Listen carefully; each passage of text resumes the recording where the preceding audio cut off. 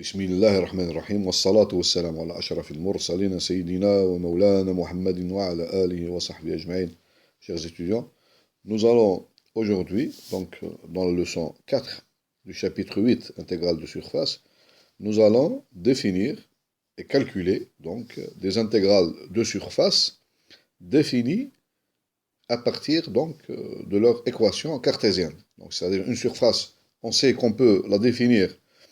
C'est le domaine D, la surface, notre surface. Donc on a vu au chapitre 3, on a défini l'intégrale de surface à partir de sa paramétrisation. Donc elle est définie à partir de sa paramétrisation. Mais on peut définir aussi une surface à partir de son équation cartésienne. Z est égal à f de xy. Dans ce cas, comment définir l'intégrale de surface dans ce cas-là? Bon, on va rappeler qu'est-ce qu'on a fait déjà dans le chapitre 8. Donc, le paragraphe 1, on a fait une introduction. Dans le paragraphe 2, on a défini c'est quoi une paramétrisation d'une surface. Dans le la notion de plan tangent et de vecteur normal à une surface paramétrée. Et dans le paragraphe 4, c'était la dernière leçon, la leçon numéro 3. Donc l'intégrale, pardon. On a défini l'intégrale d'une surface, l'intégrale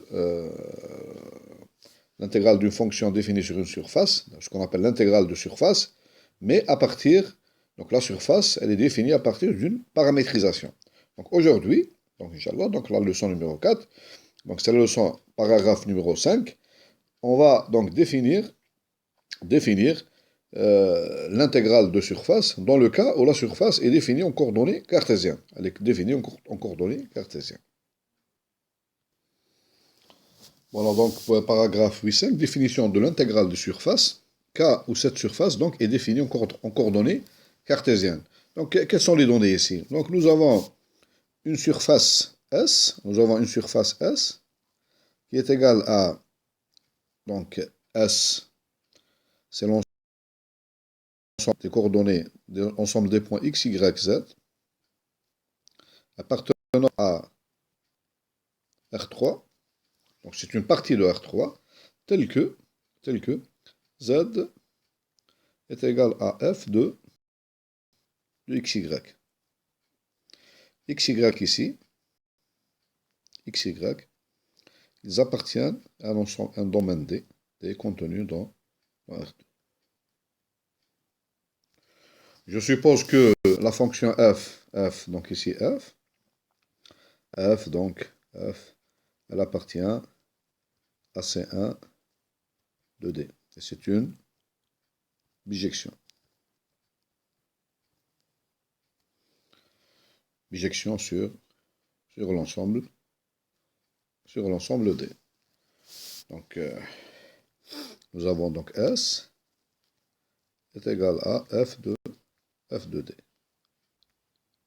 S, la surface S est égale à, c'est une surface qu'on appelle une surface à double face, donc à deux faces. C'est une surface à deux faces dans le R3. Donc, on n'est pas dans le cas où la surface maintenant elle est définie par une paramétrisation, mais vous voyez bien qu'elle est définie à partir de la fonction f. Donc c'est en coordonnées cartésiennes, donc x, y, z, tel que z est égal à f de xy. Bon, ceci étant, et on se donne et soit phi, donc une fonction phi définie de S dans R. On se donne une fonction continue. La fonction phi, les deux cours. 3 variables. Fonction, c'est une fonction de 3 variables. Et on se propose de quelle est maintenant, on va définir, on va donner la définition de l'intégrale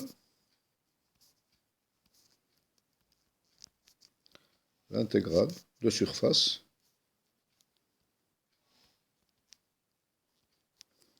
qu'on note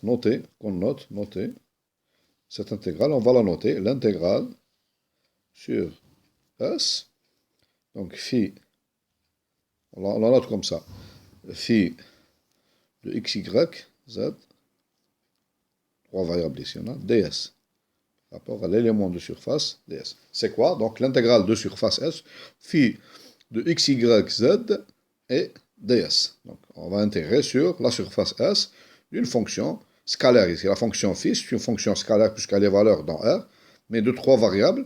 Mais les trois variables x, y, z, ce n'est pas une intégrale triple. Cette intégrale n'est pas une intégrale triple. Pourquoi? Parce que l'ensemble sur lequel on intègre n'est pas un sous-ensemble de R3, parce que en vérité, le volume de S ici est égal à 0. Donc c'est un ensemble particulier. Donc c'est un ensemble qui est particulier. Dans R3, c'est une surface. C'est une surface. On va la définir tout simplement. Donc là aussi, dans ce cas-là aussi, on va définir, donc on va construire, ou bien on va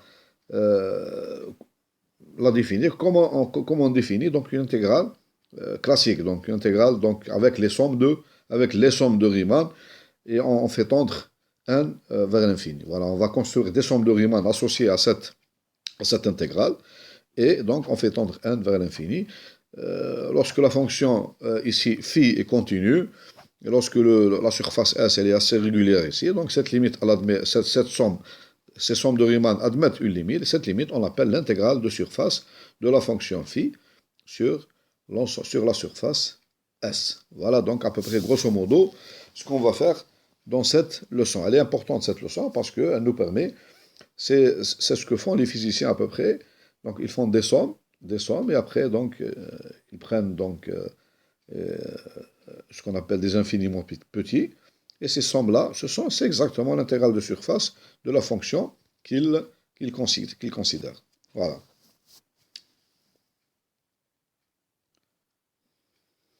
Voilà, donc dans ce schéma, donc vous voyez bien, donc ici c'est le plan x, y, z, voilà, x, ça c'est x, y, x,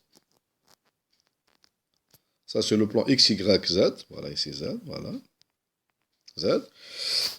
Dans le plan x, y, donc j'ai le domaine D, mon domaine D, voilà, je le écris ici, voilà, ça c'est le domaine D, c'est mon domaine D.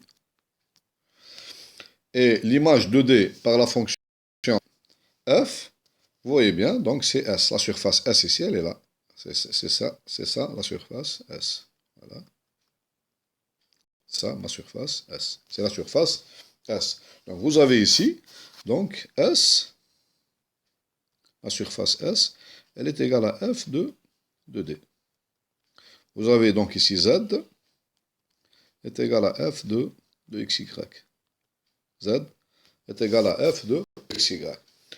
Bon, qu'est-ce que je fais? Pour définir l'intégrale donc sur la surface S, donc sur la surface S, qu'est-ce que je fais?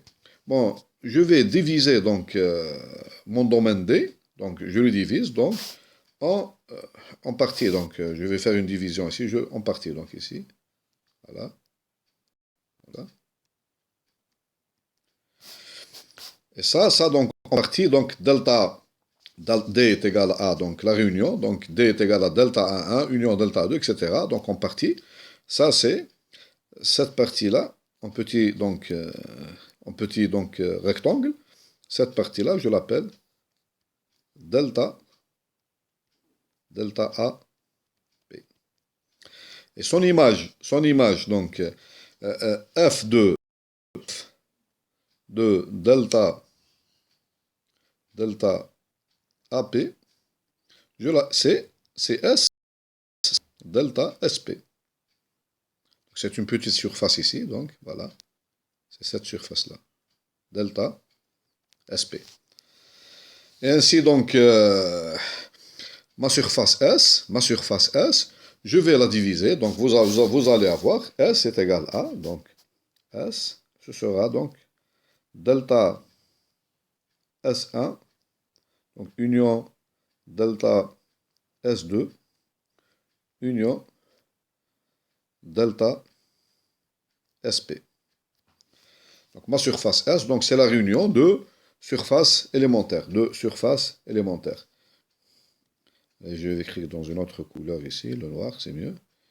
Allez, ici, le bleu. Le bleu, c'est mieux. Voilà. Donc, S, c'est la réunion de surface élément. Chaque surface delta SI, nous avons ici delta SI est égal à F de delta AI. Voilà, donc, pour définir donc l'intégrale de Riemann, pour définir l'intégrale, pour définir l'intégrale de surface, donc, puisque je fais le partage ici, donc regardez ici bien, donc delta SP ici, donc je désigne NP, c'est quoi? NP, c'est la normale à la surface delta SP. On a défini la normale, c'est quoi? Avant, on a défini la normale, c'est quoi? Donc, NP, c'est la normale à la surface. Donc, c'est-à-dire c'est la normale au plan tangent à la surface delta SP. Maintenant, je vais construire la somme de Riemann. Donc, ma fonction phi, je rappelle, la fonction phi, elle est définie de S dans R.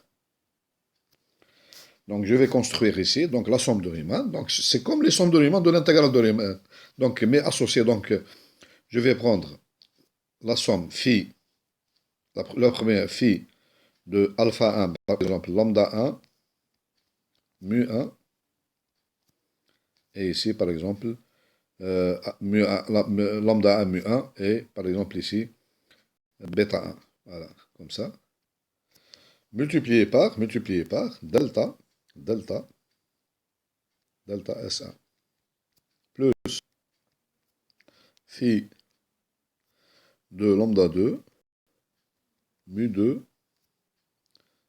bêta 2, delta, la surface delta, S2, plus etc., plus, jusqu'au dernier, plus, donc phi de lambda 1,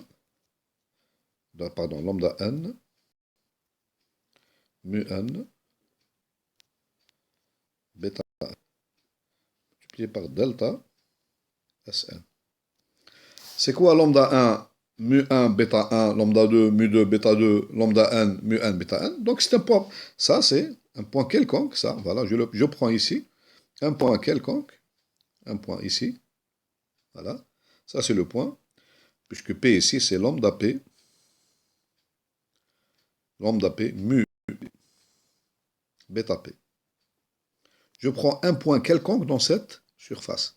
Je prends un point quelconque, je vais l'écrire ici, donc mu I, le point mu I, pardon, lambda I.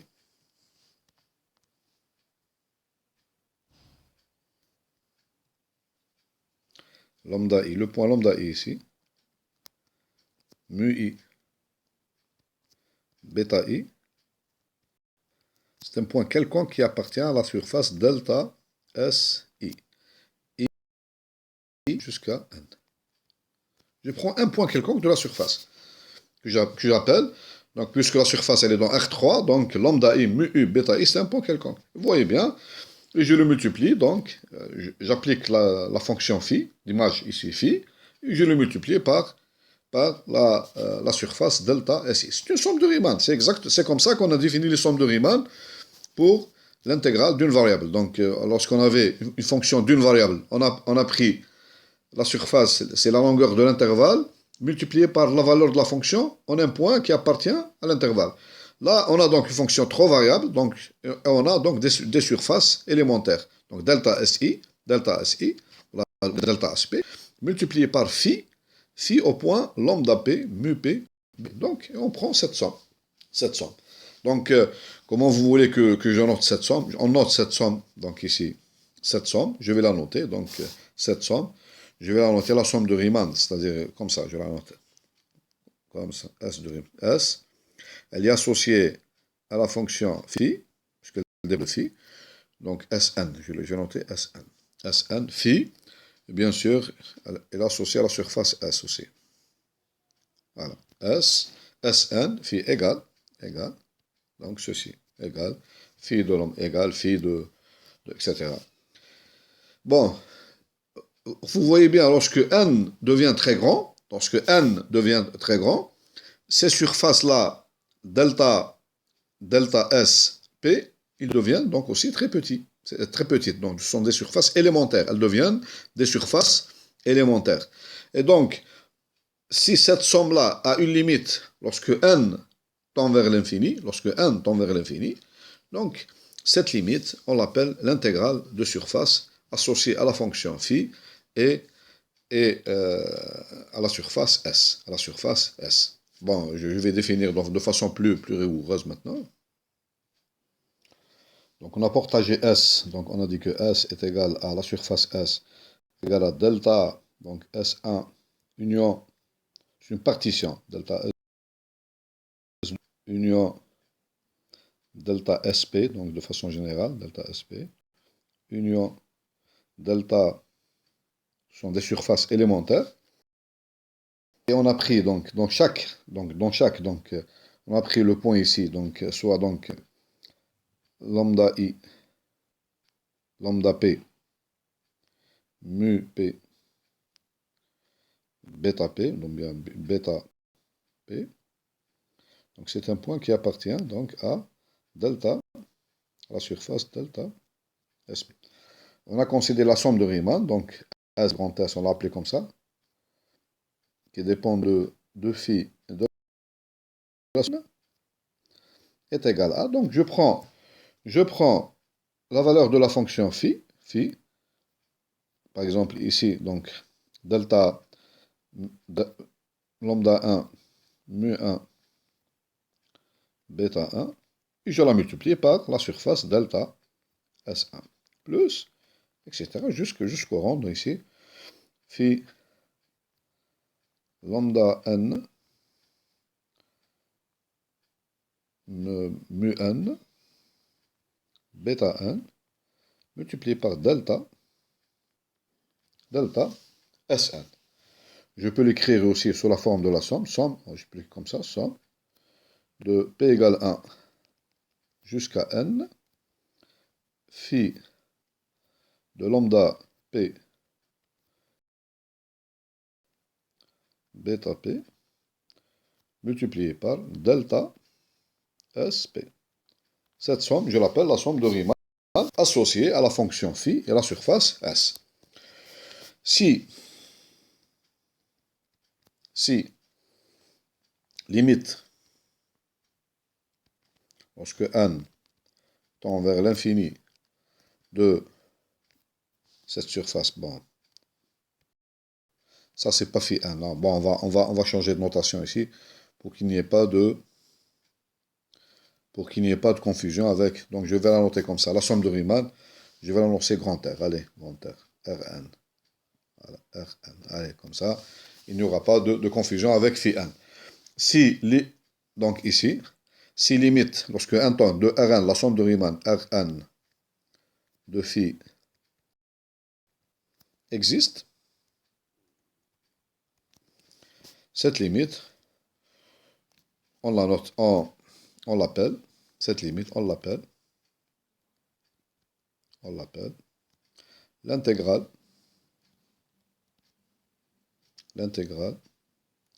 de surface,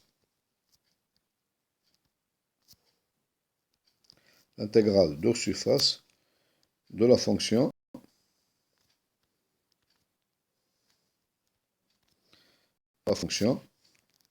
phi associée à la surface S, Et on la note,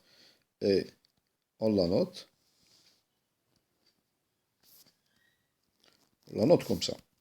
L'intégrale sur S, phi de S, on l'appelle comme ça, phi ou bien, comme vous voulez, hein, donc phi de x, y, z,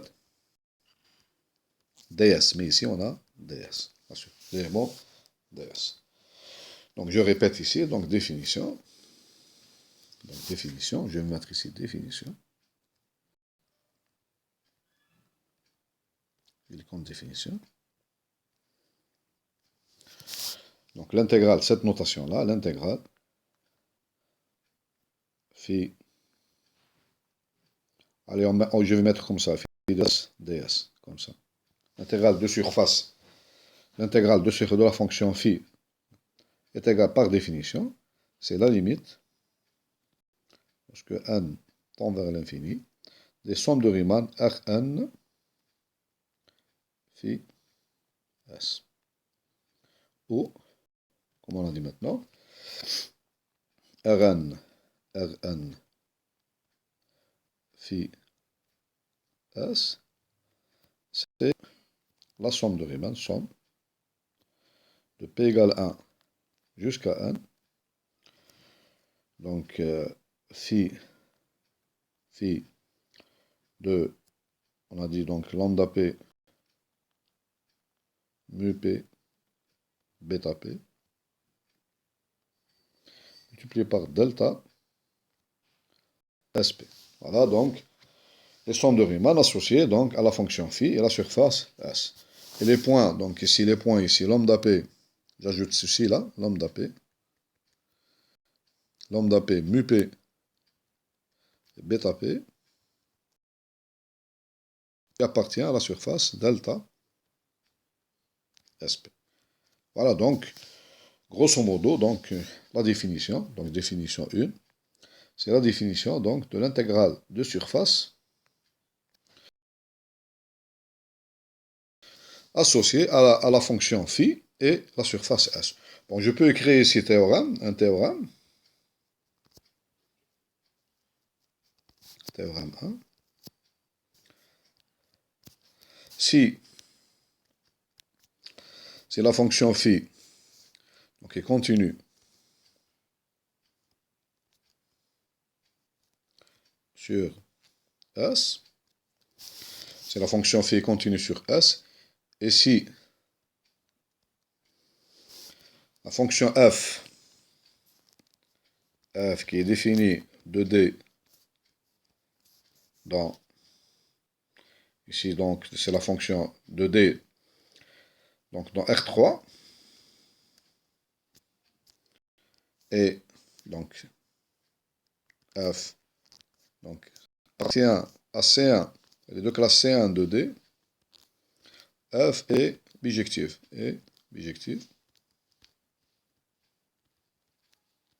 alors le résultat, alors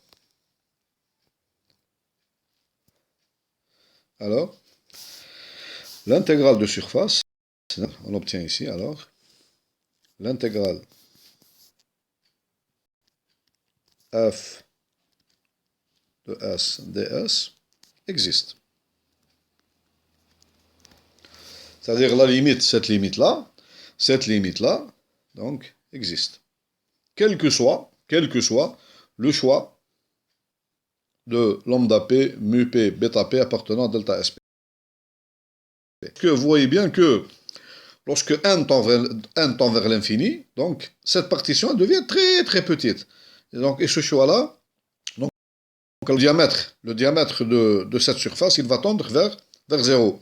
Et par conséquent, donc, le choix ici de lambda p, mu p et bêta p, donc il devient donc insignifiant.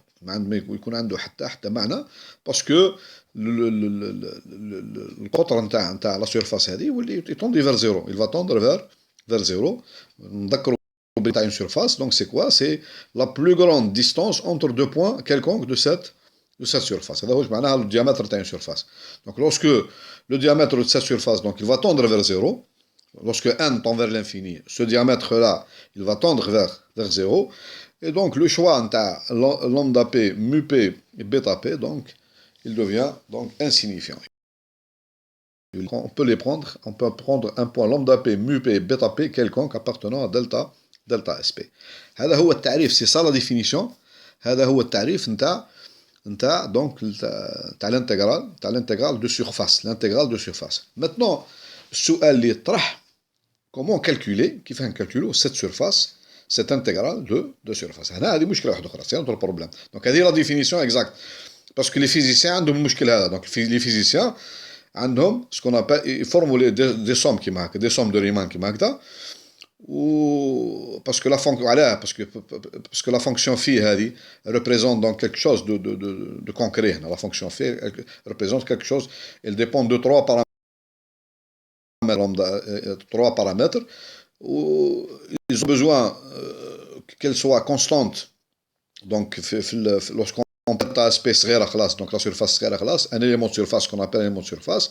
Donc là, la fonction phi, elle est constante dans cet élément. بعد يهزوا la somme, une très grande somme, ils font tendre 1 vers l'infini. Ce sera justement, la valeur هذه, ce sera l'intégrale de Riemann. L'intégrale de Riemann, voilà. Pardon, l'intégrale de surface. Ce sera l'intégrale de surface. Bon, maintenant, on va donner un théorème. Ce théorème nous montre comment calculer. Donc, la définition, l'intégrale de surface, c'est la limite des sommes de Riemann. C'est difficile, donc on peut pas calculer l'intégrale de surface à partir de la définition des sommes de Riemann. Maintenant, on va donner un théorème 2, ce sera théorème 2. On va écrire théorème 2. Ce théorème va nous permettre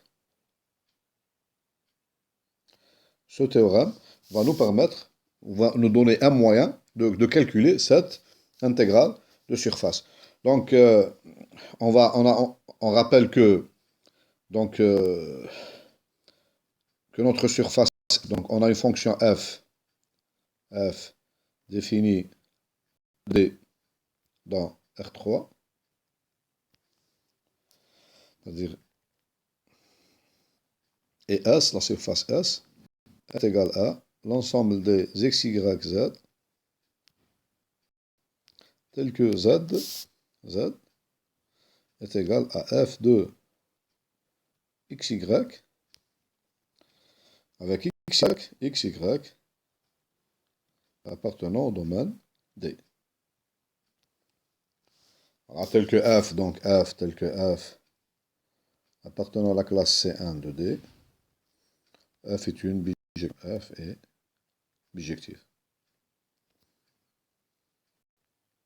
Surtout, elle est injective. Ce qui nous intéresse le plus, elle est injective. Comme ça, on obtient une surface à deux faces. F est bijective. Et on a donc, ici, soit, donc on a ici, soit. Et on a donc une fonction phi, et phi, une fonction de trois variables définies de la surface S dans R. Qui donc a x, y, z, x, y, z, on fait correspondre le phi de x, y, z. Alors, le phi donc est continu, tel que la fonction phi est continue dans, bien sûr, l'ensemble. Alors, on a défini donc tout à l'heure l'intégrale de surface, donc l'intégrale de surface S phi de S ds. On a dit par définition, c'est la limite des sommes de Riemann, etc. Maintenant, on va donner une valeur de cette. Elle est égale à l'intégrale double. Donc, elle est égale à l'intégrale double. Maintenant, on va parler d'intégrale double sur D. Elle est égale à l'intégrale double sur D de la fonction ici, phi de xy, z, phi de xy, z, par, donc ici, multiplié par racine carrée de 1, plus d rang f sur d rang x au carré, plus d rang f sur d rang y au carré. Voilà la fonction, donc racine carrée de 1 plus d rang f sur d rang x au carré, plus d rang f sur d rang y au carré, donc dx. Voilà, c'est ce théorème-là qui va donc nous permettre de calculer l'intégrale de surface, donc ceci est inconnu, par définition c'est une limite des sommes de Riemann, à partir de cette intégrale, c'est une intégrale double. Cette intégrale, donc vous avez dx, dy, donc c'est une intégrale double. On intègre où? On intègre sur l'ensemble D, le domaine D. Le domaine à partir duquel est définie la surface S. Parce que, je rappelle, S est égal à l'ensemble des points x, y, tel que Z est égal à f de x, y. Donc, la méthode de calcul, donc, ça veut dire que le calcul d'une intégrale, comme on l'a fait dans les surfaces paramétrées, le calcul d'une intégrale de surface revient au calcul d'une intégrale double dans un domaine D. On sait faire ça. Donc, on applique le théorème de Fubini et on calcule cette intégrale double. Donc, je répète, الحساب تاع une intégrale de surface, بالديفينيسيون صعيب باش تكالكولي une intégrale de surface en utilisant la définition. يرجع إلى حساب نتاع une intégrale double نتاع واش من fonction. La fonction هي, donc vous avez ici, donc le produit ici, vous avez la fonction phi de xy اللي نعرفوا القيمة نتاعها, وعندنا la fonction هذه راس كاري نتاع 1 بلس la dérivée partielle تاع f اللي تعرف s au carré par rapport à x, plus la dérivée partielle تاع f par rapport à y au carré, dx, dy. Voilà, donc الحساب, إذا الحساب تاع une intégrale, الحساب تاع une intégrale de surface يرجع إلى الحساب تاع une intégrale double. ونعرفوا نكالكولو une intégrale double. Comment on fait pour calculer, donc نستعملوا ce qu'on appelle le théorème de Fubini. Donc l'intégrale double ترجع الحساب تاع deux intégrales simples. Voilà. Bon, je vais maintenant donner une idée comment on trouve cette formule, كيفاه نلقاوها la formule هذه, ومن بعد on va faire des exercices.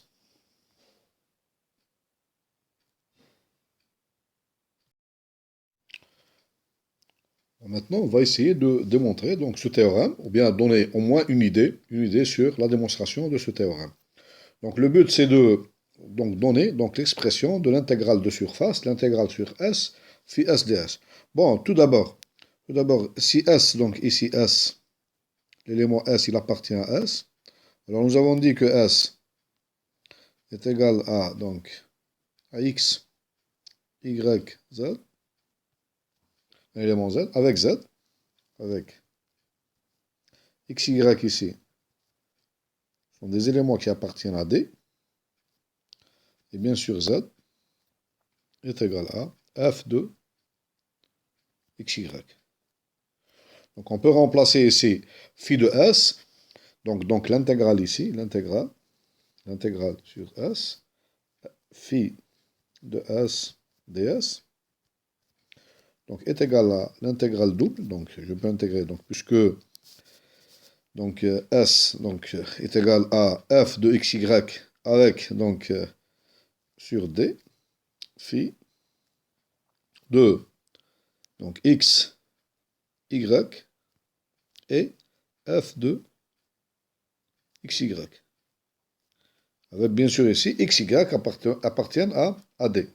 Il me reste ici donc ds. Donc je vais donc, parce que ds ici c'est sur S, donc je dois exprimer, donc exprimons donc à quoi est égal donc l'élément de surface ds. C'est tout le problème. Donc on va d'abord donc exprimer delta S en fonction, donc je vous rappelle que l'élément de surface, donc on l'a appelé delta S, sur S, et l'élément de surface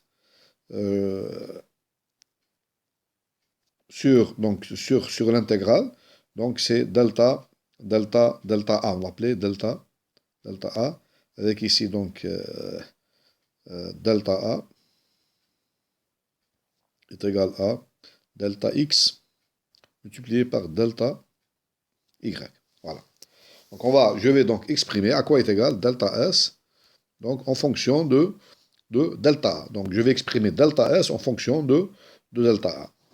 Donc faisons un petit dessin, ça va nous faciliter la tâche. Donc c'est une esquisse de démonstration seulement. Donc pour être très rigoureux, donc il faut donc avoir d'autres éléments. Donc on va faire un petit schéma dans lequel donc on va représenter delta S et delta A. N'oublions pas que delta S,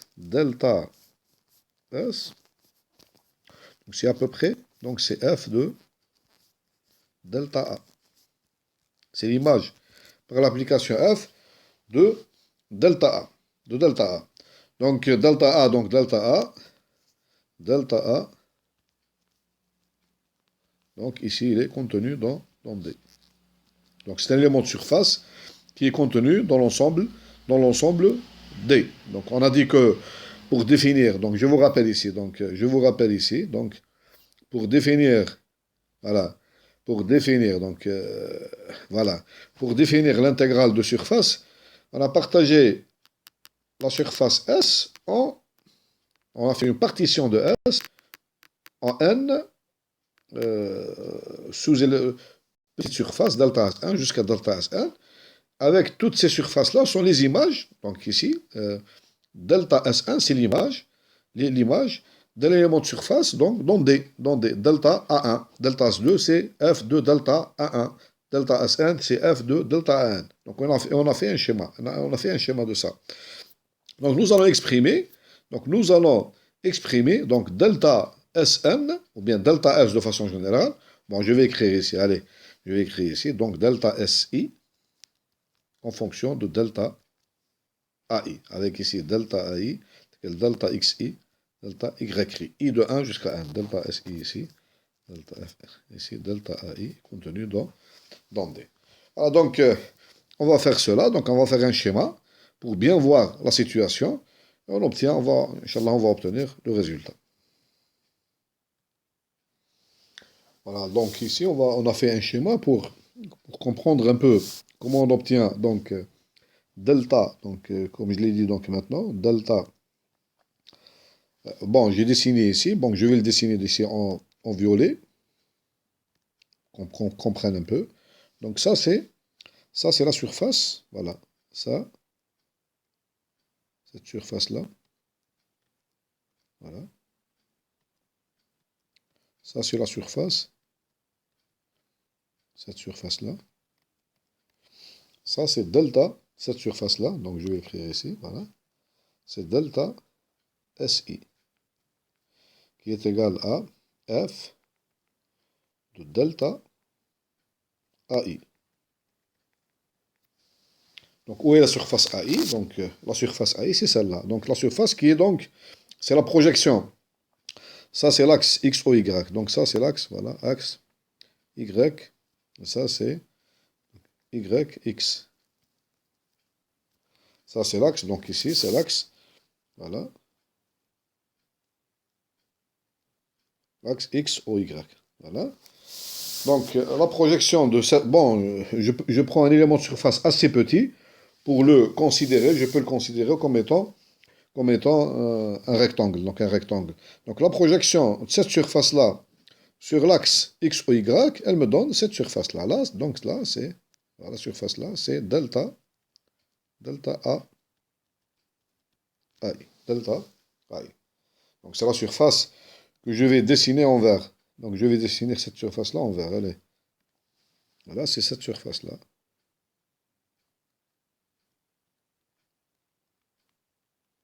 C'est en bas. Donc, voilà. Toute cette surface-là en vert. Donc, c'est sur l'axe X, ou Y. Bon, pour ne faire... Donc, c'est cette surface. Donc, c'est le rectangle. Allez, on va donner des noms. C'est le rectangle ici. Donc, je vais décider. Donc, ici, j'ai... bon, on va... delta SI. Delta SI. Donc, c'est le rectangle de sommet. Allez, R, S, T, U. Voilà. Donc, R, S, T et U. C'est ce rectangle-là. Et la surface delta AI,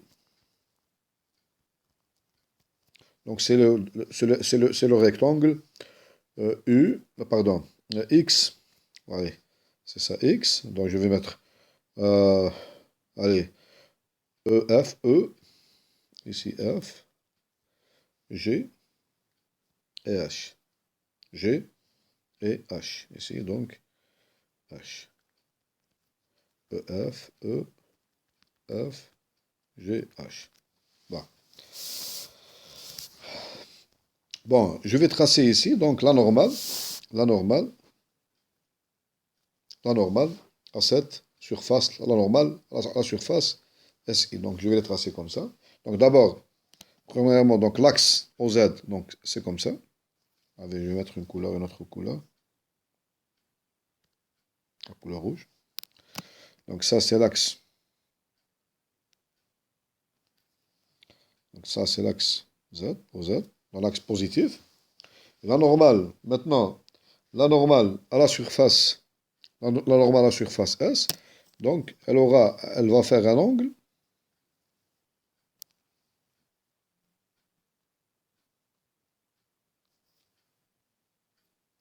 Donc la normale à la surface delta SI, donc N, je vais écrire ici N, c'est la normale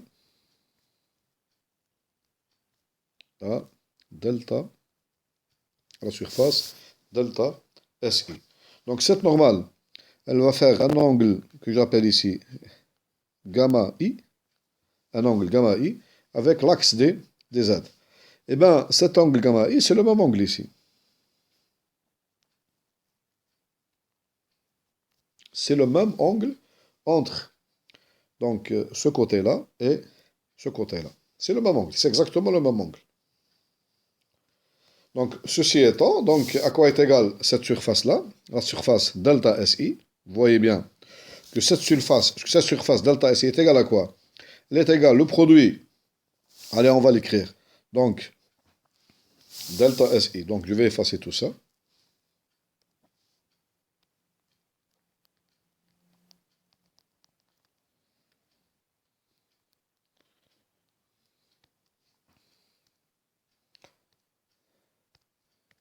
Donc, delta SI est égal à quoi? Delta SI est égal à, donc au produit donc, de TS multiplié par, TS multiplié par, ici nous avons le côté UT, UT. Ou bien HT, comme vous voulez, HT, multiplié par HT. Donc, je suppose que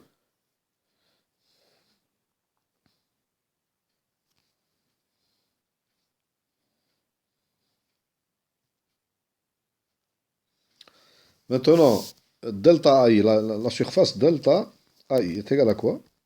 Elle est égale à, donc, c'est le même côté, c'est EF, c'est la même chose. EF est égal à EF multiplié par UE, est égal à EF multiplié par UE. Or, EF est égal à TS. Donc, est égal à TS multiplié par le côté, donc ici, donc c'est le côté, ce côté-là. Donc, c'est l'hypoténuse. Donc, c'est UT ou bien HT, comme vous voulez. Multiplié par UT.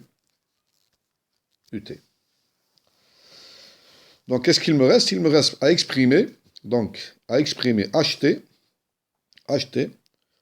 ou bien UT, en fonction de, donc, en fonction de l'angle ici. Donc qu'est-ce que j'obtiens ici? Donc,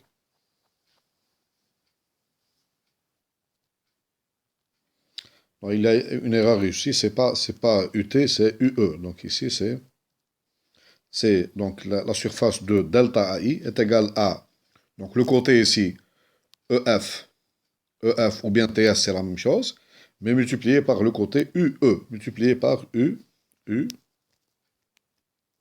multiplié par UE.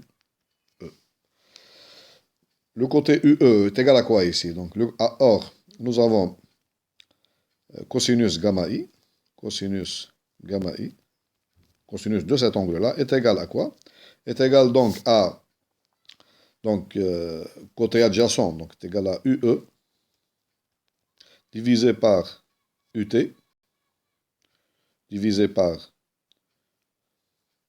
donc HT, l'hypoténuse HT ici, ou bien UT comme vous voulez. Ceci m'implique que, nous avons donc U, nous avons donc, ça veut dire que delta SI ici, delta SI est égal à quoi? Est égal à Donc, puisque c'est le même TS ici, TS, donc TS, multiplié par UE, HT qui est égal à, donc vous avez ici HT qui est égal à UE, multiplié par UE, divisé par cosinus, pardon ici,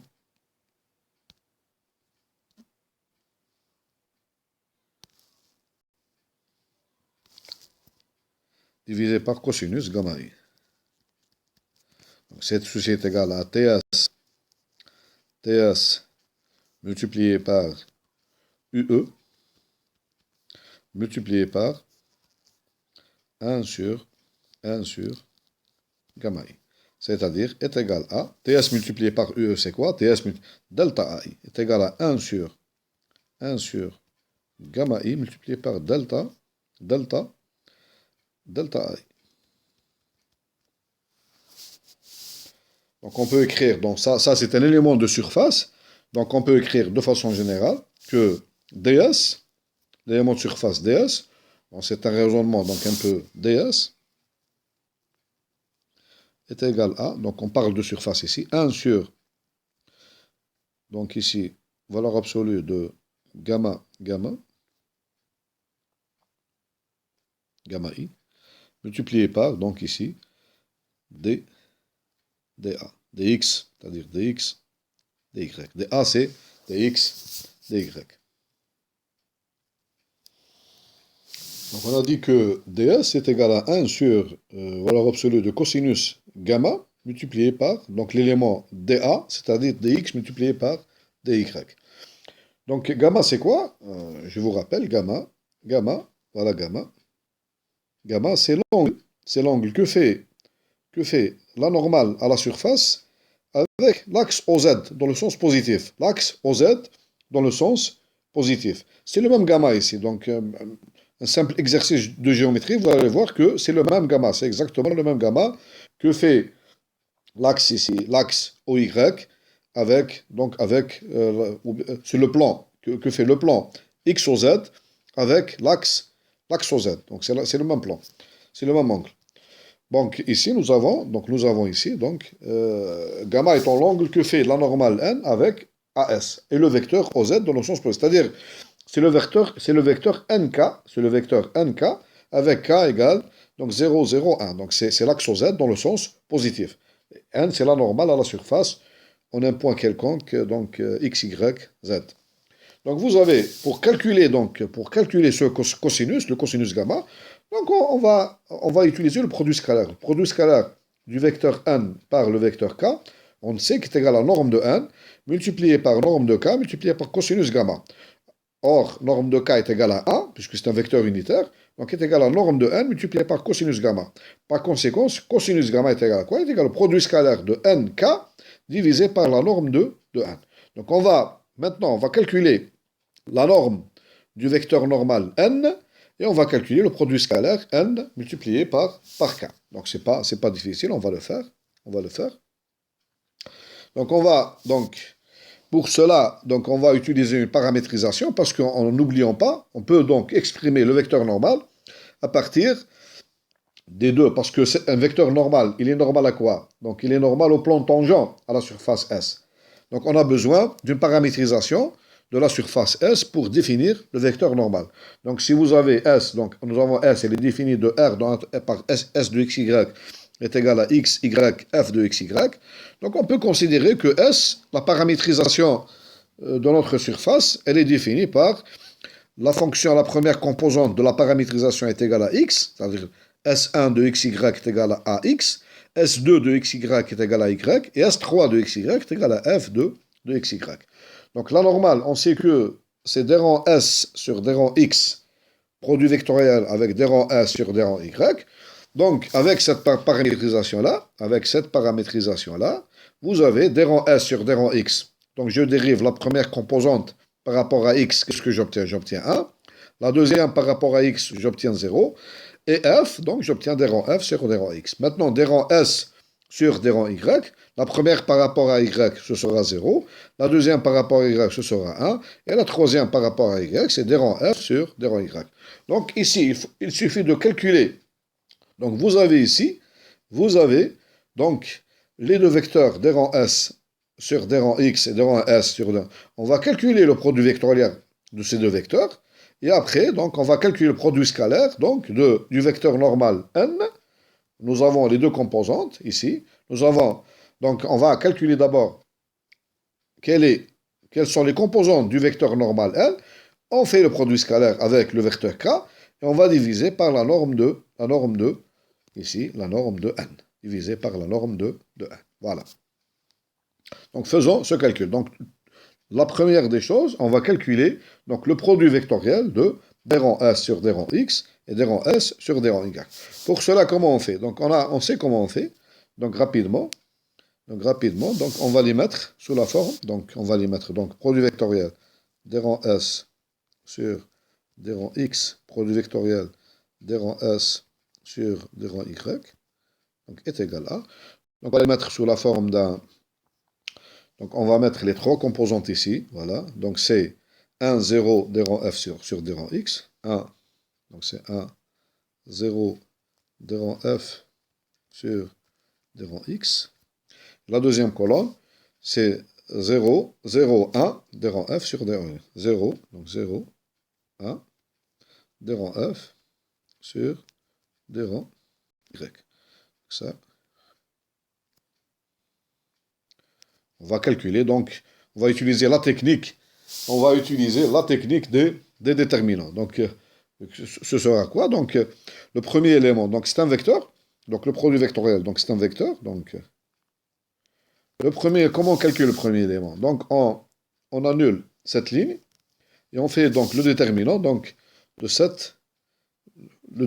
de cette matrice. Donc, on obtient ici 0, 0 multiplié par moins. Donc on obtient ici moins des rangs f, moins des rangs f sur des rangs x. Ça, c'est la première composante.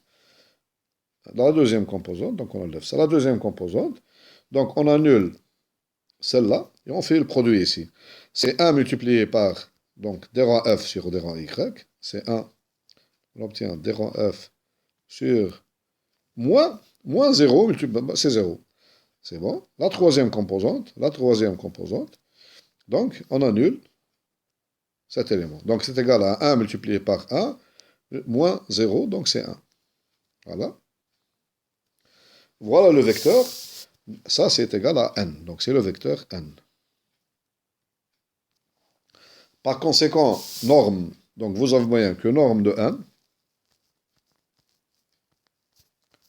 est égal à quoi? Est égal à racine carrée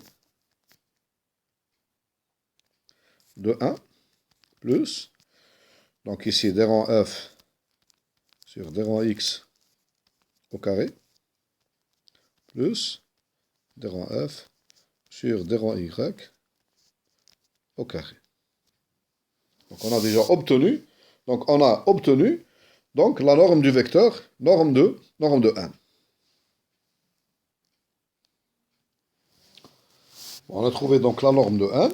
Maintenant, on va calculer donc le produit scalaire entre n et le vecteur, donc k. C'est le vecteur OZ. Donc produit scalaire ici, on va le produire. Donc produit scalaire nk donc, est égal donc, au produit scalaire entre le vecteur, donc on a dit, donc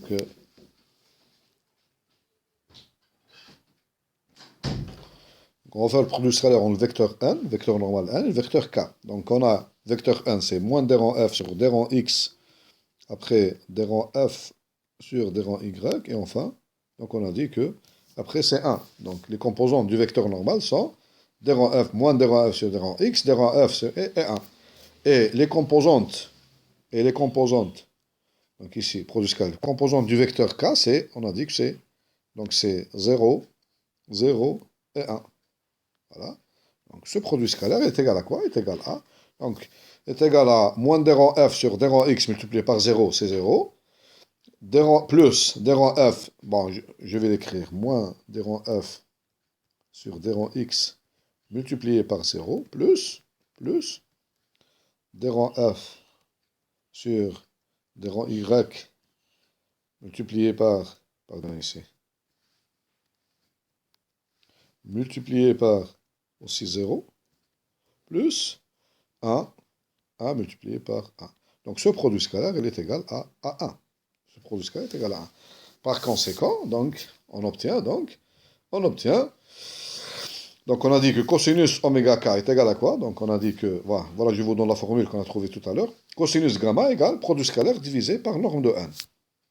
On a dit que cosinus gamma, cosinus de l'angle gamma, donc on a dit que cosinus de l'angle gamma est égal à, donc est égal à quoi? On a dit que produit scalaire nk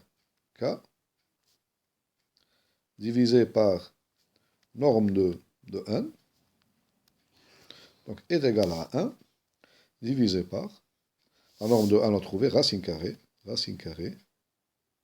donc 1 plus des rangs f sur des rangs x au carré, plus des rangs f sur des rangs y, le tout au carré.